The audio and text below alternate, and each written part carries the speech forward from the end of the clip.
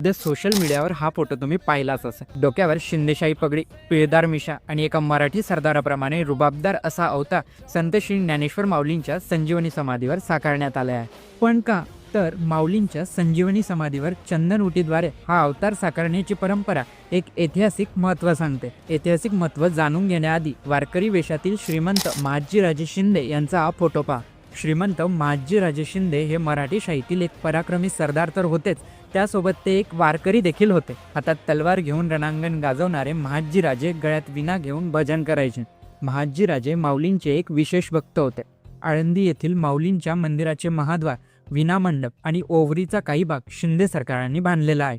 विशेष म्हणजे माऊलींचा पालखी सोहळा सुरू करण्यात शिंदे सरकारांचा मोठा वाटा आहे। तर चैत्र महिन्यात गुढीपाडव्यापासून उष्णता वाढते, त्यामुळे माऊलींच्या समाधीला चंदन उटीचा लेप केला जातो। आणि अशा प्रकारे महादजीराजांनी दिलेल्या अशा अनेक योगदानांमुळे रामनवमीच्या दिवशी महादजीराजांचे स्मरण म्हणून समाधीला राजेशाही पोशाख करून महादजीराजांच्या योगदानाप्रती कृतज्ञता व्यक्त केली जाते।